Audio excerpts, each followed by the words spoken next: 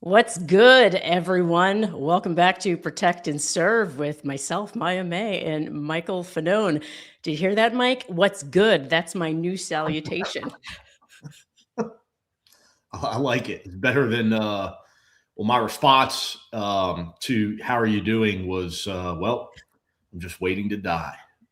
And and I said, I have something a bit more positive. Things are so rough right now, everyone.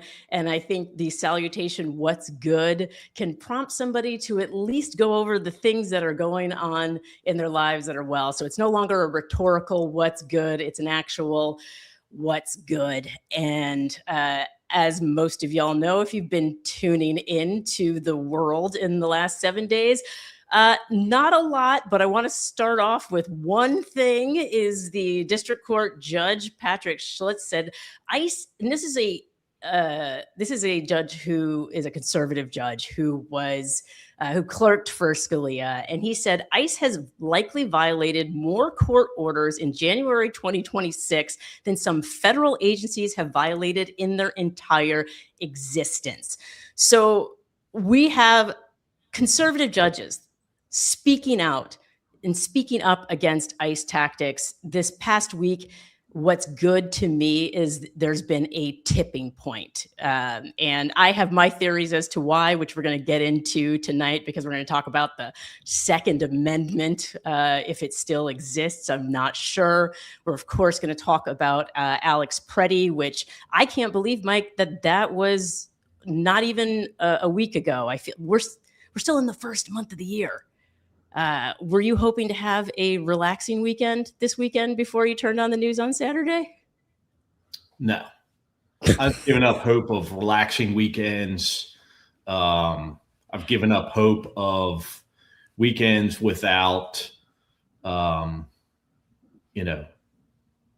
murder and violence and assault at the hands of this administration. It just doesn't exist. So yeah, not to be all doom and gloom, but I think the quicker we put those thoughts out of our mind and start getting down to business and realizing that this is, a 7-day a week, 24-hour a day task, the better off we're all going to be, and hopefully the faster we'll bring this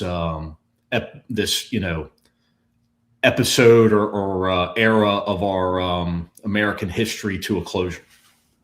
I tend to agree a little bit, but I like to also aggressively claw my way to hope and happiness. And that is what I'm going to continue to do. I, on Saturday, was like, I'm not going to watch the news for 24 hours. And then I happened to just take a glance and I was like, oh, I get it. We're not allowed even a minute of whimsy. We can't take our eye off the ball.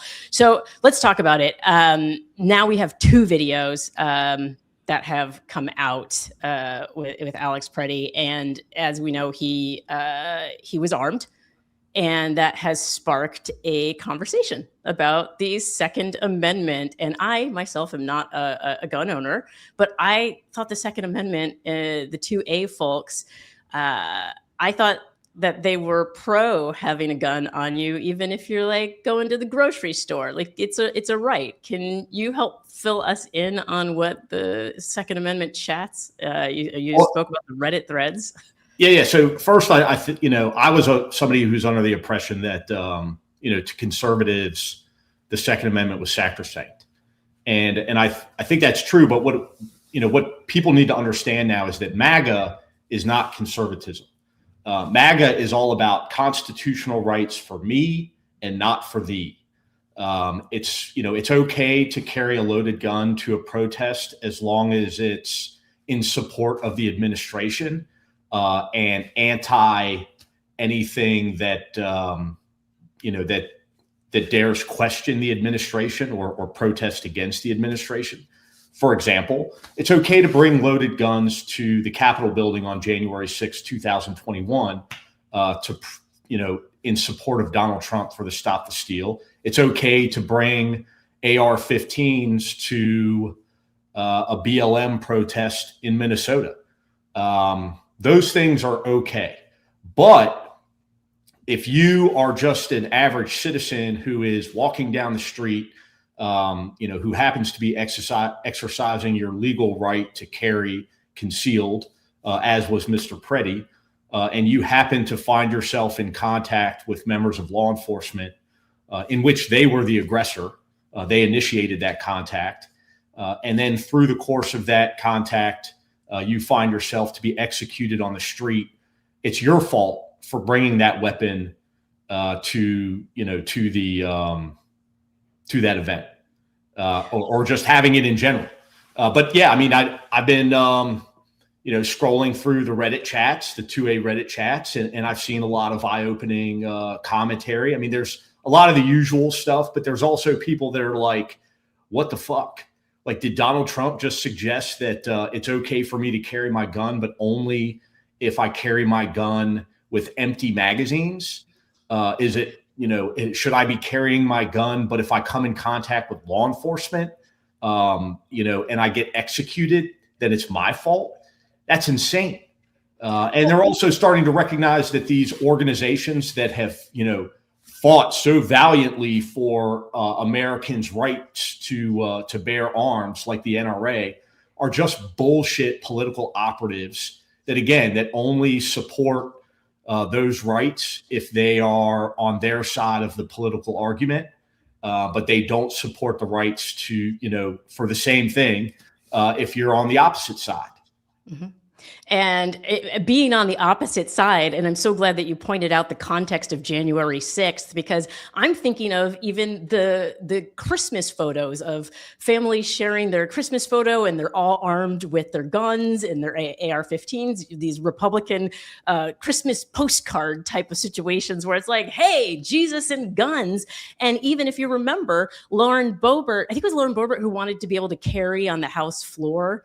And there was like all this issue. I think they had the security remove what are those called? Mag detectors, the things that that they detect the guns going in so that they could carry. But if everybody online is arguing, well, why would he need to have a gun on him unless he was planning on perpetrating violence? It's like, okay, well then why would anyone need to carry a gun onto the House floor? There's literally protection on the Capitol. So again, I mean, that argument really stands, it stands completely in contrast with the age-old argument that all 2A supporters have, which is the good guy with the gun. This idea of the good guy with the gun being there to defeat the bad guy with the gun. But now you're saying that anybody that goes and carries a gun, that automatically brings into question their motivation for carrying the gun, so that, somehow the mere fact that I'm carrying a gun shows my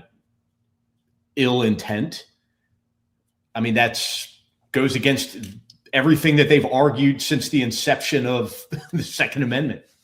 Right. And Republicans have spoken up about it. Like I think Thune spoke up about it. Marjorie Taylor Greene spoke up about it. And to me, this represents an opportunity for common ground, because I'm unfortunately seeing a lot of the conversation going, oh, well, apparently MAGA doesn't, they're not okay with guns. And I'd rather shift the conversation to, actually, you do like guns. You want your guns. And we like the Second Amendment. And so here are your rights about to be violated too, because I think the common ground is that they didn't realize, in the poem of like, oh, they came for the communists and I didn't speak up. They came for they didn't, and that they're now coming for their rights. Like, it's at the doorstep. The tyranny that they claim to care about is right there. And so to me, I'm like, okay, Second Amendment folks, let's get together and you can use your guns to protect us from the tyranny of the government that's trying to take away my rights and your rights. Yeah. I mean, the other thing that I want to point out here is this is just a point of contention for me, because for all these years, 2A enthusiasts, and especially people on the far right, they always attack left-leaning pundits, anyone who goes on television, anyone who engages in the conversation, because they don't use the proper terminology when they're referring to, certain types of guns. They love to jump all over, like the assault rifle. It's not an assault rifle, blah, blah, blah, blah, blah, blah, blah. But here you have Donald Trump in an interview with the press, showing how completely out of touch he is and how he actually looks down upon people as stupid and ignorant for carrying guns to begin with. Oh, we have that clip. Let's roll that Yeah. in case people haven't seen it. Do you agree with the assessment from some of your own officials that Alex Preddy is a domestic terrorist or an assassin? Well, I haven't heard that, but certainly shouldn't have been carrying a gun. But hey, look. Shouldn't have been carrying a gun. Shouldn't have, let that sink in. I want all the 2A people to wake up, become woke, and say, oh, this is the tyranny. We're armed for it. And let's go. Because at the end of the day, the people of Minneapolis, Minnesota are under attack. And so why did he have a weapon? Because he wanted to protect himself, because his city is under siege. And that is what the Second Amendment is ultimately for, right? Well, who cares? I mean, honestly, it's his right. He could have been out there, he could have been a pro-Trump guy who just happened to be carrying his gun. And it doesn't matter what his motivations were. It only matters that he was acting lawfully and that law enforcement initiated their contact with him for no reason. They had absolutely no reason to interact with him. He was filming them. Yes. Guess what? That's legal. He intervened to try to assist a woman that they had just pushed to the ground. I'm sorry, that's legal. You're not impeding them. Impeding a law enforcement officer from assaulting a woman unlawfully is not impeding them from conducting their official duties. Their official duties are not to go out and harass and beat people.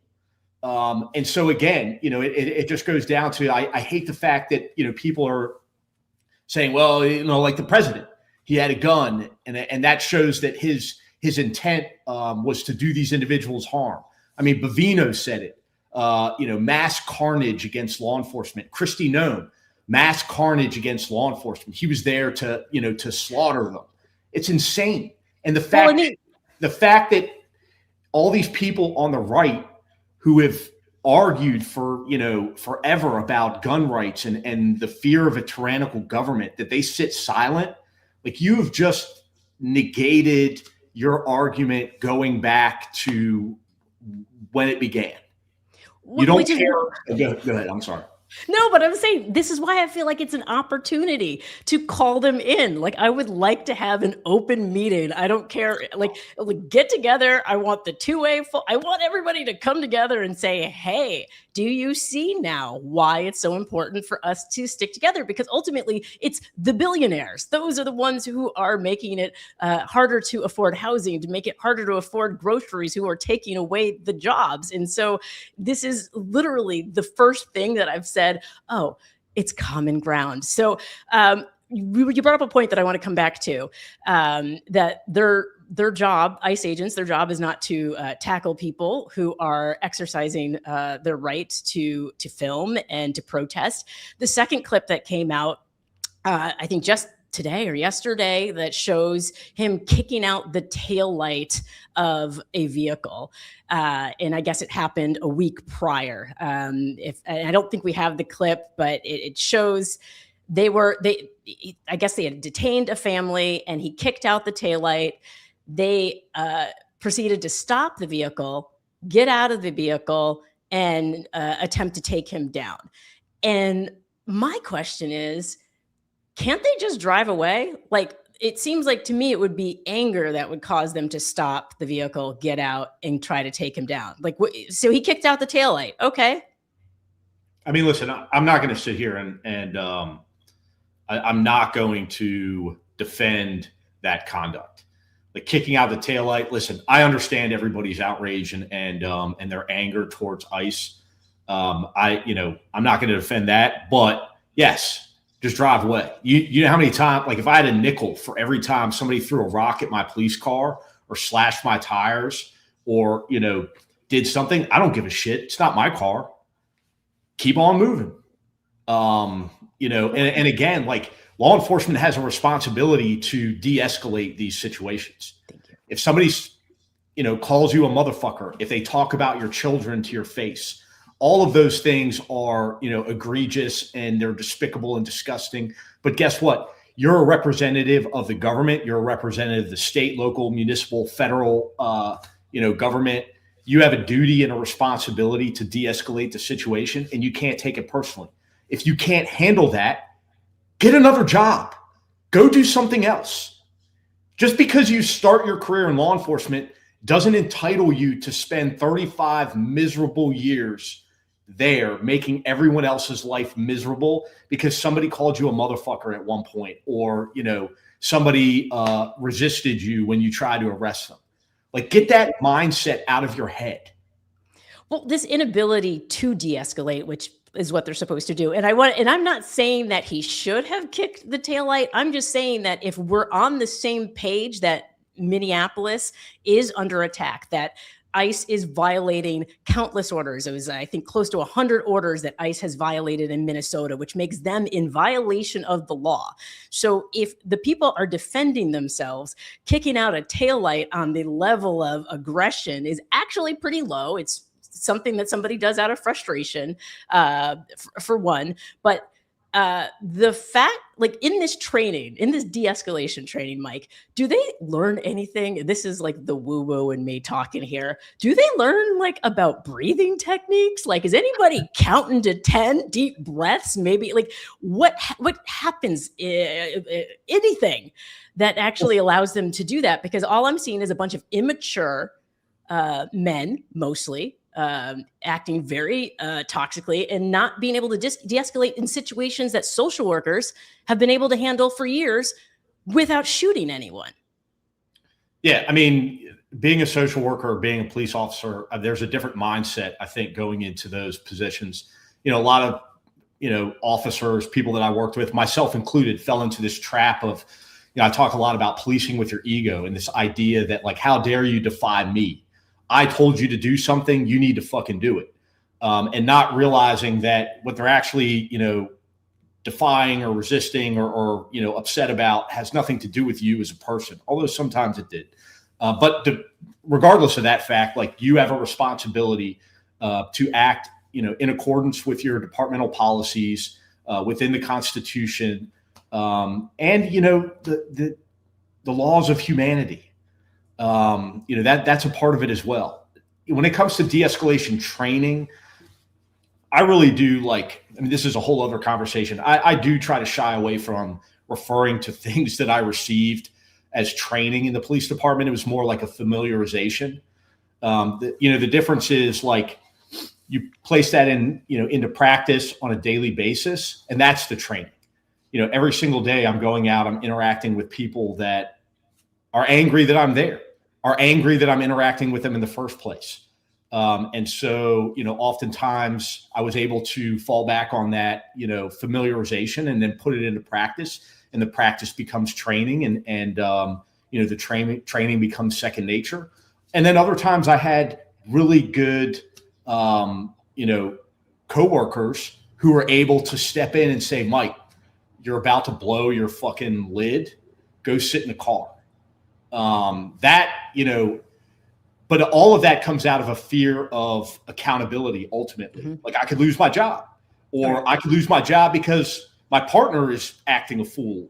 I need to intervene on his behalf. What you have here is an agency who's no accountability. In fact, they're being told by Kristi Noem, they're being told by Greg Bovino, Tom Homan, they're being told by Stephen Miller, the gloves are off, by Donald Trump. The gloves are off. You can do whatever you want. You have full federal immunity. Go out there, wreak havoc, destroy, leave bodies and pain and suffering in your wake, because we want to instill fear in these people. And that's something that Tom Homan said back in 2018. He said that he wanted to instill fear in the migrant community. And he has, but what I love is that the people of Minneapolis are overriding that fear and getting out in the streets anyway. And I think part of the ICE agents wearing the masks and having that sort of anonymity, it's the similar to how you see people trolling on social media. They know their identity will never be revealed, so they talk a tough game. And so these guys are acting tough and not realizing that they may be unmasked, or they may be prevented from having future employment. Right now, in California, legislation is being put forth to prevent ICE agents from ever being able to be police officers in the state. Legislation is being put forth to keep them from ever being teachers. Not sure why an ICE agent would apply for a teaching job, but also good. Because I do know, I think in Florida at one point they were putting in a training program to have former either veterans become teachers, etc. So who knows? But there will be accountability. And I think we're starting to see that tide shift. And with Bovino, he was demoted, losing his job. He's still employed, right? Like Bovino has been dismissed from his role.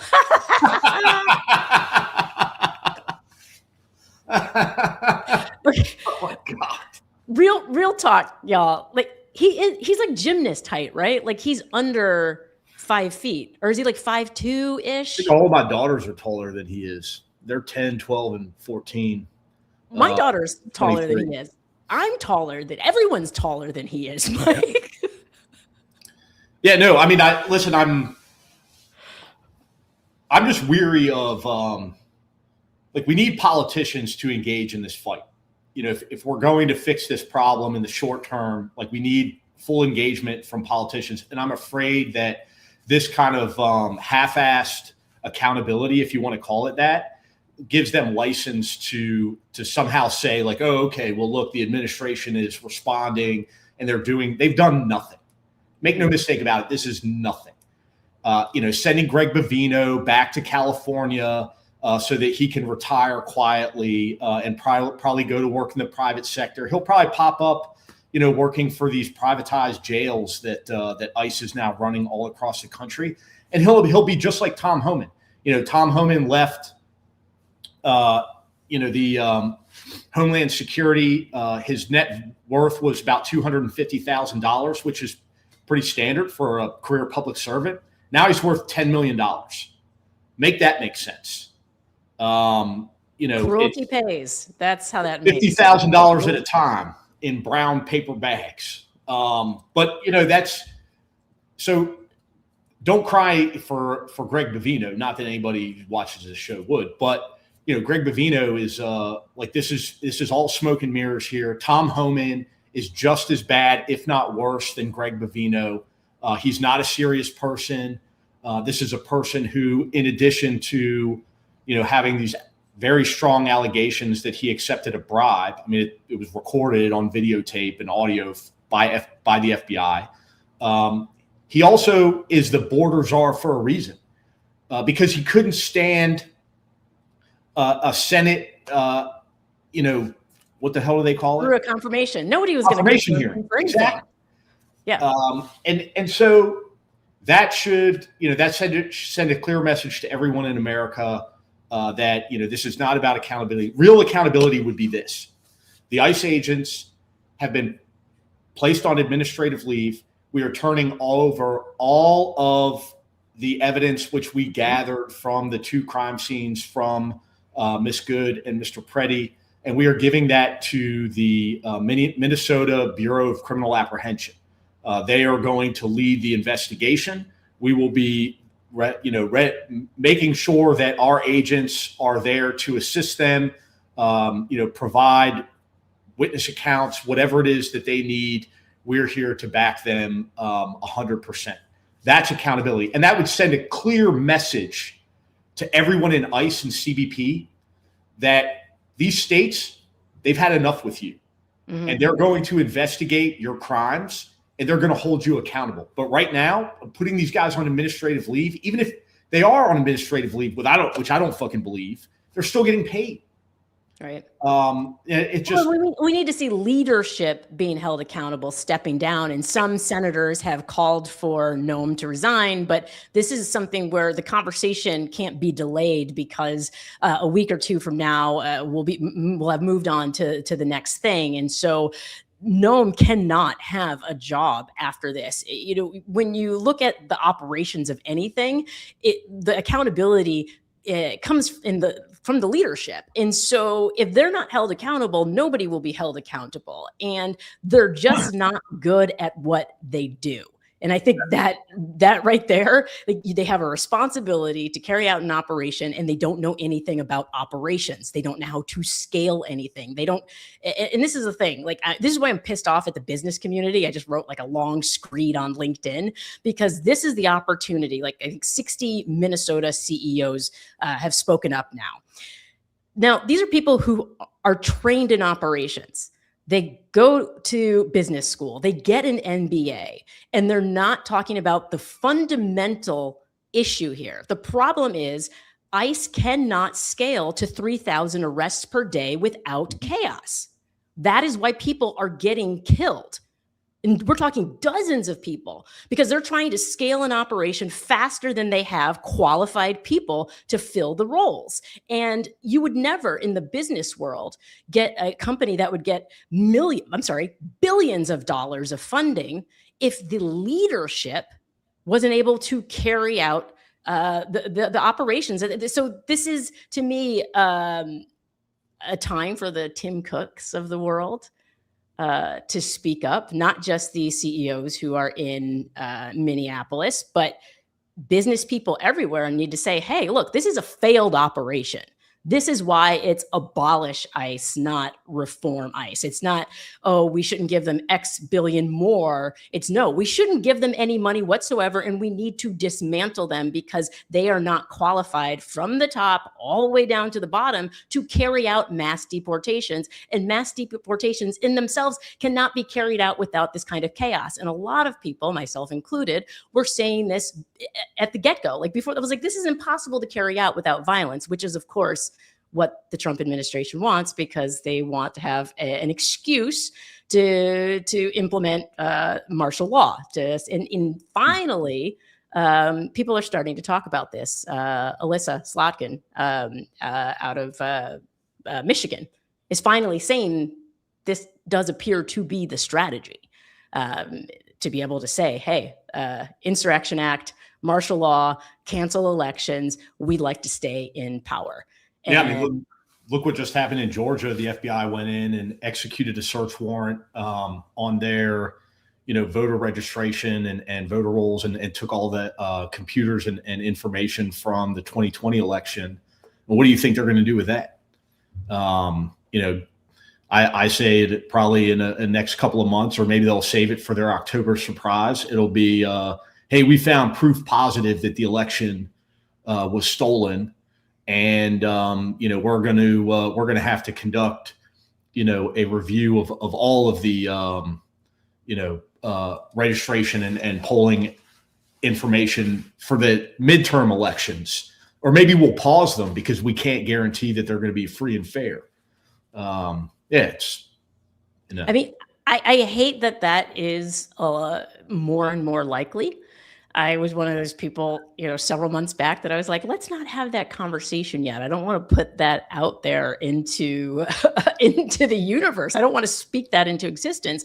But more and more, as they avoid putting out the Epstein files, right? Like ultimately, a lot of what they're doing is trying to. And this is the thing about I feel like the Epstein files whatever's in there is so egregious that it will topple the patriarchy. So you've got a lot of bad men backing up other bad men.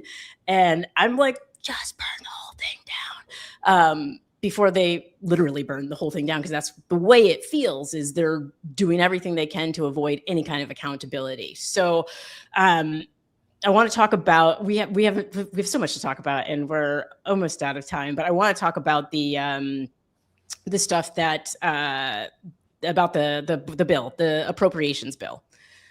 So it failed It failed in the Senate. I don't know what it's doing right now because everything seems to change in the last 15, 20 minutes of every 20 minutes, something has changed. But a lot of what the Senate has, Chuck Schumer swore yesterday, was it yesterday? He said the F word, he dropped an F bomb, and he had a list of demands that that need to happen. And to me, a lot of people are like, oh, it's too little, too late. They just need to abolish. But I feel like the list of demands, there were things that he knows that the administration, that Republicans would never agree to. And so where does that leave us?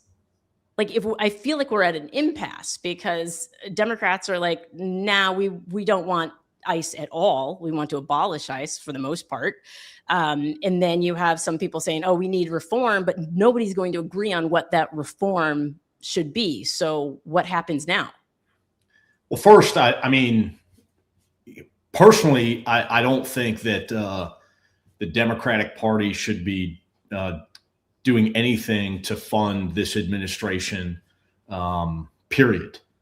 That being said, I mean, there were some concessions that were in there that I thought made sense. I mean, I believe that ICE and Customs and Border Patrol have lost all credibility with the American people, and that it would be almost impossible for those agents that have been engaged in immigration enforcement since this administration took over to continue working in their current capacity. I think they should be removed.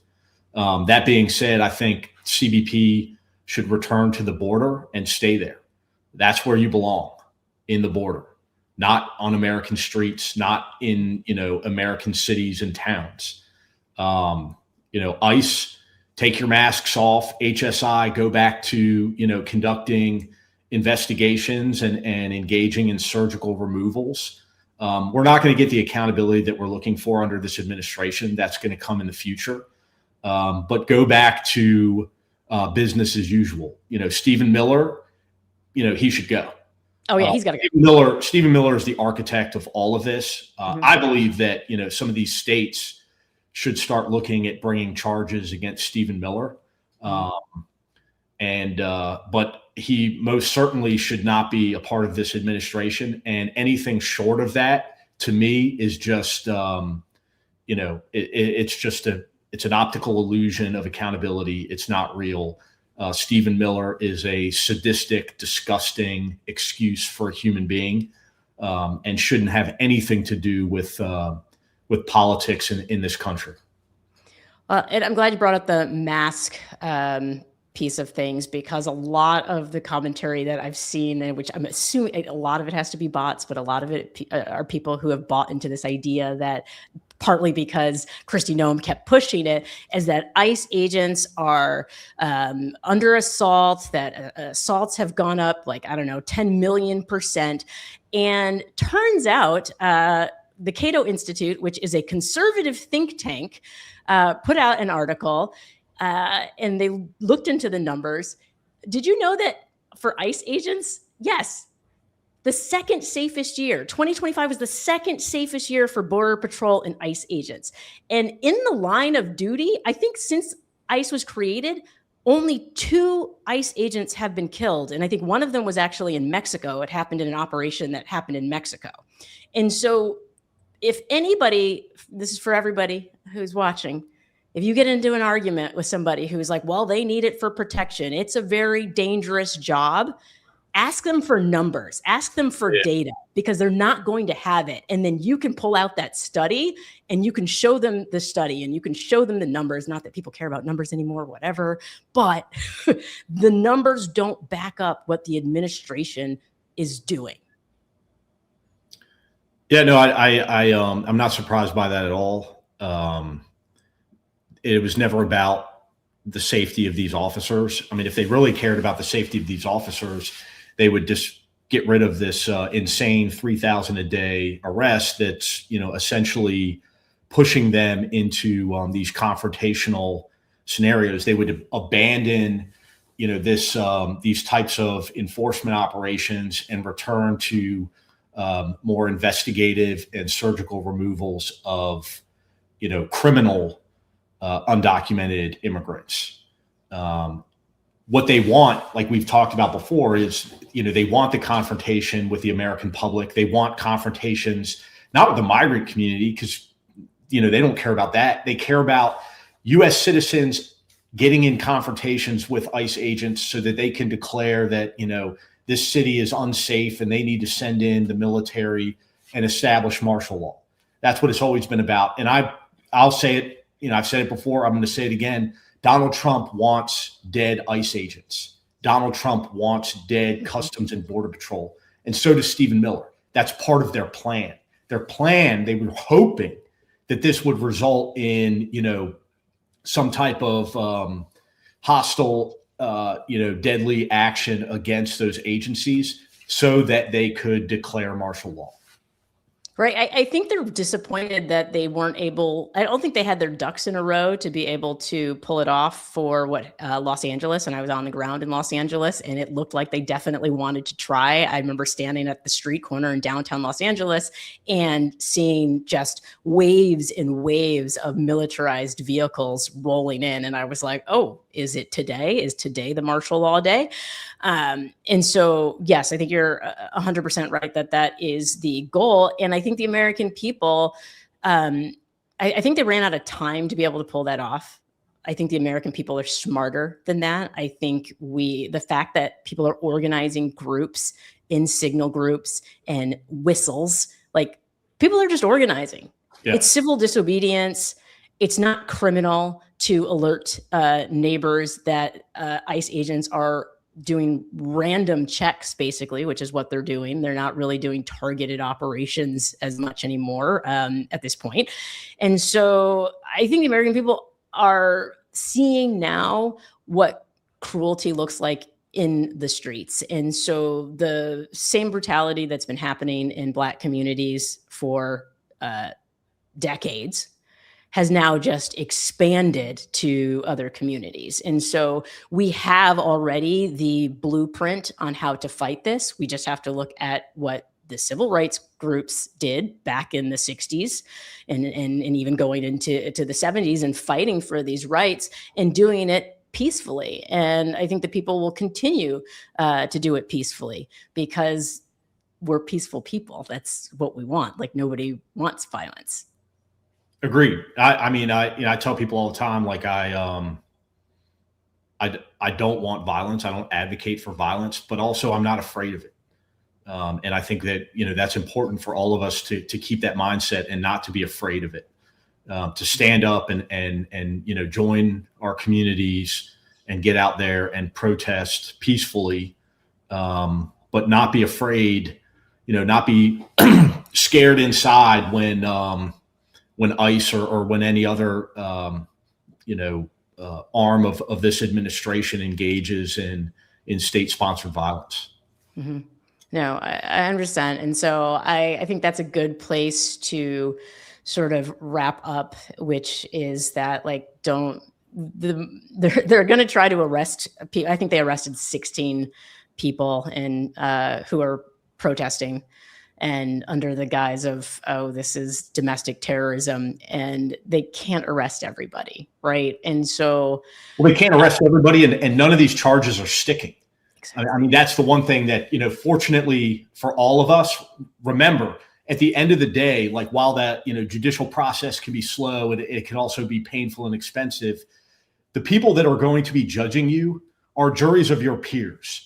And your peers are just as pissed off as you are, and they're not going to tolerate any of this shit. I mean, look at Washington, D.C., for example, and all the politically, targeted prosecutions that this administration has brought forward. They all resulted in a big fat zero. You and I, Maya, have talked about it many times. The old adage of you can indict a ham sandwich unless you're Pam Bondi. Pam Bondi has broken that marker in for the Department of Justice. They can't even indict a ham sandwich. They can. They're just losing cases left and right before they even make it to trial. Mm-hmm. Yeah, I think the judicial system, our judges are sick of it for the most part. For the most part, our judges are serious people. Yeah. And when they're seeing these charges come in and they're going, this is clearly violating someone's constitutional rights, to try to drag them before a court for First Amendment speech. And so I am heartened by the fact that we're seeing more and more people speak up. This weekend, we saw Breonna Stewart speak up from the New York Liberty. We've seen Victor Wembanyama, who is a Frenchman. I didn't realize he was French. Speak up, and he mentioned the fact as he was speaking up, and I can't remember what he plays for the Spurs, that he felt he was nervous about speaking up because he himself is an immigrant, and it got me to thinking about sports in general, because we have the NFL, not the NFL so much, but the NBA. We have the baseball, Major League Baseball, and immigrants make up a good portion of the players. And I think I saw a story, they detained briefly a baseball player from the San Francisco, I'm going to get this wrong, is it Giants? Is that the baseball team? Yeah. Yep. Yeah, no, there's been a lot of outspoken, you had, the NBA Players Association put out a statement in support of Renee Good and Alex Preddy, and some pretty strong language for, sports organization against ICE and CBP in this administration.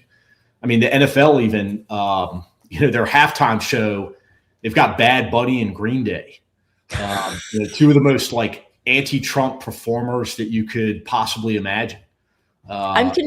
I'm convinced they just do that because they want to have the viewership of both the people who are like the NFL standbys and then the people who would never watch the Super Bowl but are going to watch because. The MAGA crowd has been crying about the halftime show because it was too black or too this or too that.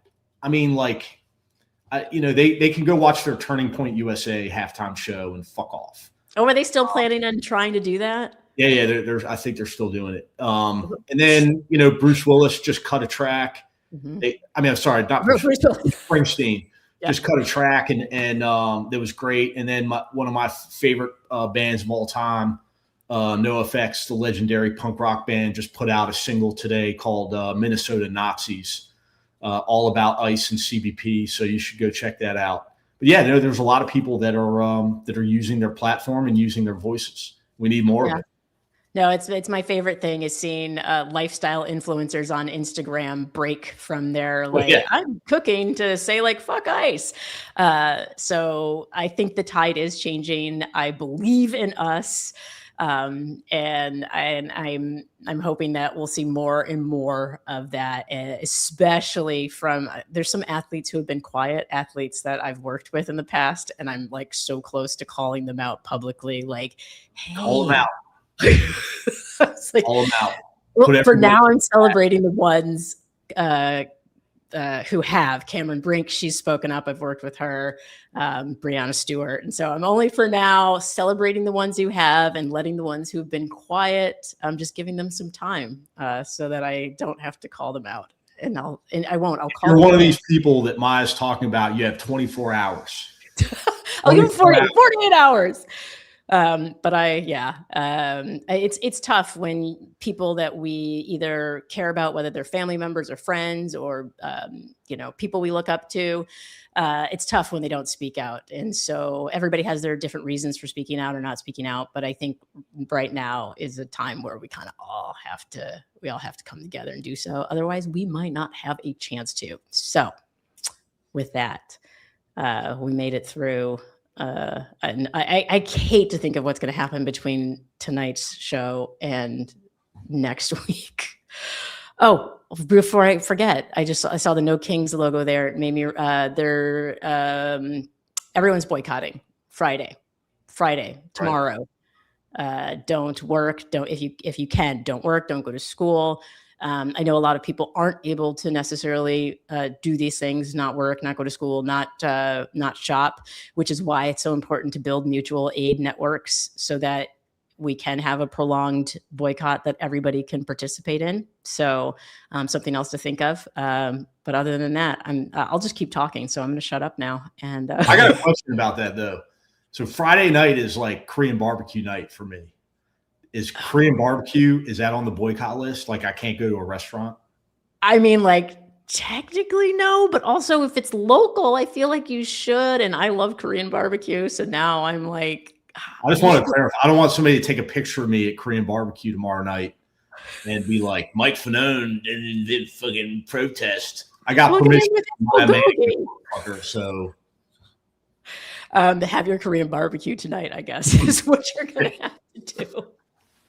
All right, everybody. No shopping tomorrow. No going to school. No Korean barbecue. So sorry. And be safe out there. And we'll see you. We'll see you all next week. See you guys next week. Thank you.